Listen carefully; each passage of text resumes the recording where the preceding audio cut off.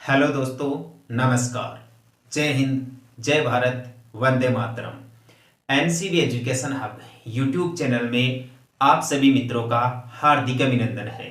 दोस्तों, आज का अपना बातचीत का महत्वपूर्ण विषय है भारतीय संविधान में भाग 4 का अध्ययन करना या नीति निर्देशक तत्वों के जो महत्वपूर्ण अनुच्छेद हैं उनकी तथ्यात्मक जानकारी हासिल करना।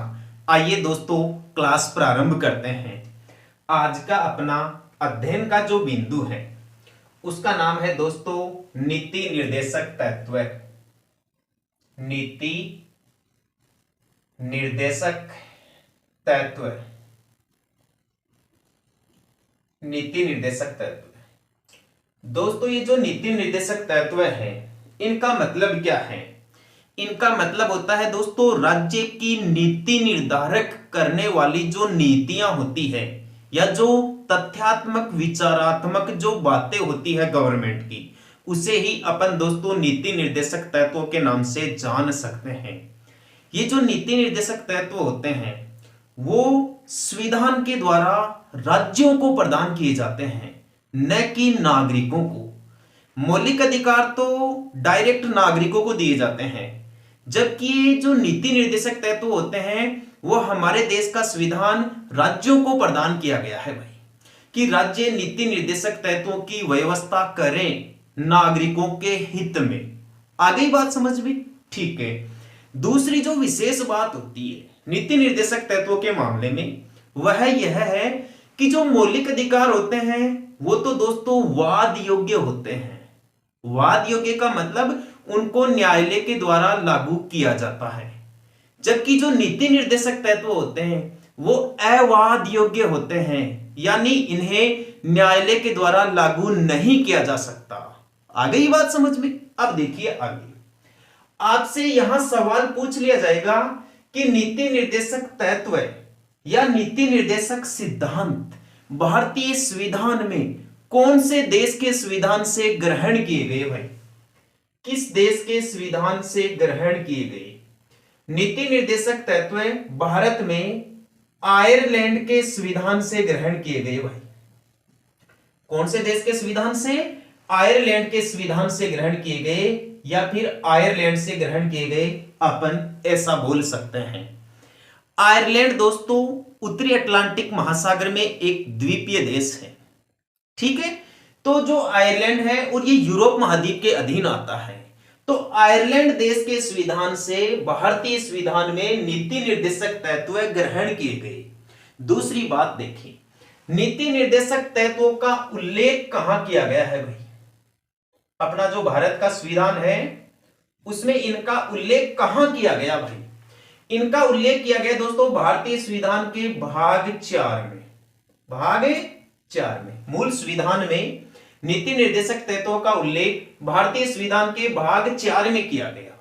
अब यहां भाग 4 तो ठीक है कि संविधान के जो 22 भाग हैं उनमें से जो चौथा भाग है उसमें नीति निर्देशक तत्व उल्लेखित किए गए हैं। तीसरे भाग में मौलिक अधिकारों का उल्लेख किया गया है। जो दूसरा भाग है उसमें दोस्तों नागरिकता से संबंधित महत्वपूर्ण बातें बताई गई है, और जो भाग 1 है उसमें भारतीय संघ, राज्य, क्षेत्र या केंद्र शासित प्रदेशों की बातें कही गई है, ठीक है। तो देखिए भाग 4 में भी नीति निर्देशक तत्वों का उल्लेख किस अनुच्छेद से किस अनुच्छेद तक किया गया है, यह सवाल भी परीक्षा में पूछा जाता है। तो दोस्तों आपको बता दूं मैं, अपने भारतीय संविधान के अनुच्छेद 36 से लेकर जो अनुच्छेद 51 है वहां तक अपने भारत के संविधान के इस भाग 4 में नीति निर्देशक तत्वों का उल्लेख किया गया है या नीति निर्देशक तत्वों का वर्णन किया गया है। फिर बता देता हूं, एग्जामिनर यदि आपसे सवाल पूछे कि नीति निर्देशक तत्वों का उल्लेख किस भाग में है तो भाग 4 बता देना है। और यदि एग्जामिनर आपसे सवाल पूछ ले कि नीति निर्देशक तत्वों का उल्लेख भारतीय संविधान के कौन से अनुच्छेदों में है, तो अनुच्छेद 36 से लेकर अनुच्छेद 51 तक हमारे संविधान में नीति निर्देशक तत्वों का समावेश किया गया है। आगे पढ़ाऊं? ठीक है, ध्यान दीजिए दोस्तों। अब अगली जो महत्वपूर्ण बात है वो दोस्तों नीति निर्देशक तत्वों के मामले में यह बनती है कि इन नीति निर्देशक तत्वों के उपनाम क्या क्या है भाई। यहां से भी दोस्तों परीक्षा में सवाल पूछ लिया जाता है। मुख्य रूप से जो उपनाम दिए गए हैं वो मैं आपको बता देता हूं। देखिए दोस्तों, इस प्रकार से है, नीति निर्देशक जो तत्व है उनको दोस्तों जो केटी शाह जी थे ना, केटी शाह, इन्होंने कहा है कि ये एक ऐसा चेक है, नीति निर्देशक तत्व एक ऐसा चेक है जो बैंक की सुविधा के अनुसार अदा किया जाएगा भाई। बैंक की सुविधा के अनुसार या बैंक की सुविधा अनुसार अदा किया जाएगा। ठीक है, इसका मतलब क्या है? इसका मतलब यह है कि एक ऐसा बैंक, दोस्तों बैंक बताया गया यहां राज्यों को, जिस प्रकार की राज्य की व्यवस्था होगी उसी के अनुसार वह अपने नागरिकों को नीति निर्देशक तत्व प्रदान करेगा। यानी राज्यों के लिए यह आवश्यक नहीं है, अनिवार्य नहीं है कि वह नागरिकों के लिए नीति निर्देशक तत्वों की व्यवस्था ही करे। मौलिक अधिकारों के लिए तो यह जरूरी है, अनिवार्य है कि मौलिक अधिकार तो नागरिकों को दिए जाए। वो तो जन्म के बाद व्यक्ति को अपने आप ही मिल जाते हैं, जबकि नीति निर्देशक तत्व नागरिकों को तब प्राप्त होते हैं जब राज्य उन्हें प्रदान करता है। तो यही बात कही है केटी शाह ने नीति निर्देशक तत्वों के लिए कि नीति निर्देशक तत्व एक ऐसा चेक है जो बैंक की सुविधा के अनुसार अदा किया जाएगा भाई।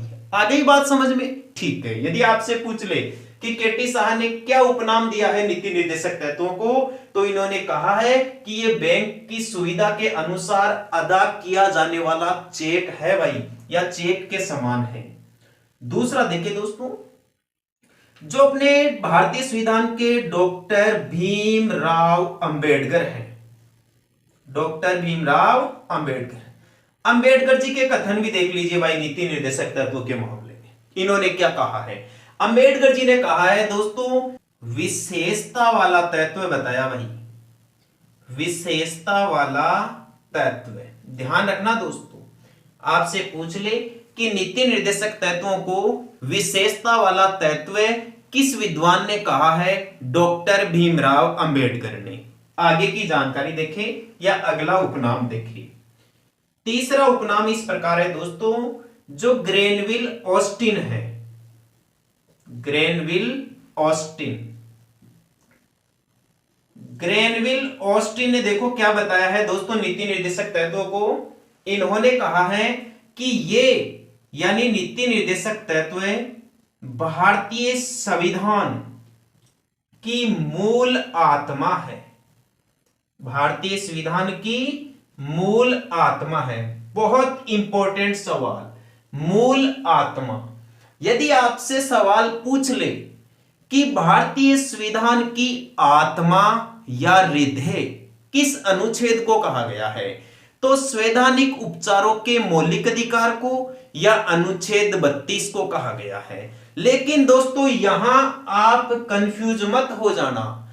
सवाल पूछे एग्जामिनर कि भारतीय संविधान में मूल आत्मा की संज्ञा किसे दी गई है या संविधान की मूल आत्मा किसे कहा गया है, तो ग्रेनविल ऑस्टिन के अनुसार नीति निर्देशक तत्वों को संविधान की मूल आत्मा कहा है। और डॉक्टर भीमराव अंबेडकर ने नीति निर्देशक तत्वों को तो बताया है विशेषता वाला तत्व, और इन्होंने अनुच्छेद 21 को बताया है भारतीय संविधान का मेरुदंड, और अनुच्छेद 32 को बताया है संविधान की आत्मा या संविधान का हृदय। ठीक है दोस्तों, आगे देखें कि इन नीति निर्देशक तत्वों को अगला उपनाम किन्होंने दिया है भाई। अगला उपनाम दिया है दोस्तों टीटी कृष्णमाचारी, टीटी कृष्णमाचारी। इनका भी ध्यान रखना दोस्तों। जो टीटी कृष्णमाचारी है, इन्होंने नीति निर्देशक तत्वों के बारे में कहा है कि यह सिर्फ एक भावनाओं का कूड़ाघर है। यह सिर्फ क्या है? एक भावनाओं का कूड़ाघर है। दोस्तों इसे डस्टबिन की संज्ञा दी है भाई टीटी कृष्णमाचारी ने। पूछ लेगा कि नीति निर्देशक तत्वों को भावनाओं का कूड़ागर किसने बताया है? टीटी कृष्णमाचारी ने। नीति निर्देशक तत्वों को संविधान की मूल आत्मा की संज्ञा किसने दी है? ग्रेनविल ऑस्टिन ने। और नीति निर्देशक तत्वों को विशेषता वाला तत्व किसने बताया है? डॉक्टर भीमराव अंबेडकर ने। और नीति निर्देशक तत्वों के बारे में ऐसा किसने कहा है कि यह एक ऐसा चेक है जो बैंक की सुविधा के अनुसार अदा किया जाएगा। यह बात कही है दोस्तों केटी शाह ने। ठीक है, आगे की जानकारी देखिए। अब पढ़िए दोस्तों आप जो नीति निर्देशक तत्व है ना उनके बारे में अनुच्छेदों के अनुसार। अनुच्छेदों के अनुसार तथ्यात्मक अध्ययन प्रारंभ करने से पहले मैं आपको इन नीति निर्देशक तत्वों का उद्देश्य और बता देता हूं भाई, क्योंकि दोस्तों यहां से भी सवाल पूछ लिया जाता है कि नीति निर्देशक तत्वों का उद्देश्य क्या है। इनका उद्देश्य है दोस्तों, सामान्य उद्देश्य तो है लोक कल्याणकारी राज्य की स्थापना करना। लोक कल्याणकारी राज्य की स्थापना करना भाई, ये नीति निर्देशक तत्वों का मुख्य उद्देश्य है। नीति निर्देशक तत्वों का मुख्य उद्देश्य क्या है? लोक कल्याणकारी राज्य की स्थापना करना या फिर लोगों के लिए सामाजिक एवं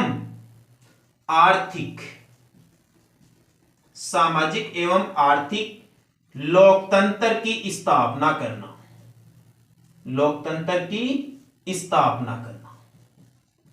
यह दोस्तों नीति निर्देशक तत्वों का मुख्य उद्देश्य है। इन दो बातों का आप जरूर ध्यान रखें। यदि आपसे सवाल पूछ लिया जाए कि नीति निर्देशक तत्वों का मुख्य उद्देश्य क्या है, एक तो दोस्तों लोक कल्याणकारी राज्य की स्थापना करना और इसका दूसरा उद्देश्य है सामाजिक एवं आर्थिक लोकतंत्र की स्थापना करना। यह बात दोस्तों आप विशेष रूप से ध्यान रखें, सामाजिक और आर्थिक लोकतंत्र की स्थापना करना, क्योंकि दोस्तों बहुत सारी कंपटीशन एग्जाम्स के अंदर यहां से सवाल पूछे जाते हैं कि किसका मुख्य उद्देश्य सामाजिक और आर्थिक लोकतंत्र की स्थापना करना है नीति निर्देशक तत्वों का। अब देखें, अनुच्छेद 36 से लेकर अनुच्छेद 51 तक नीति निर्देशक तत्वों का उल्लेख किया गया है।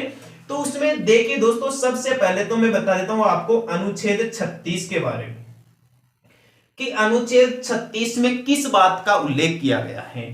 अनुच्छेद 36 में उल्लेख किया गया है दोस्तों राज्य और राज्य अधिकारी या राज्याधिकारी, राज्य और राज्याधिकारी की परिभाषा, राज्य और राज्याधिकारी की परिभाषा की नीति निर्देशक तत्वों के संबंध में एक राज्य और जो राज्य के अधिकारी होते हैं उनकी क्या परिभाषा बनती है, उनकी क्या महत्वपूर्ण भूमिका बनती है। यह बात दोस्तों भारतीय संविधान के अनुच्छेद 36 में लिखी गई है या नीति निर्देशक तत्वों के प्रथम अनुच्छेद 36 में लिखी गई है।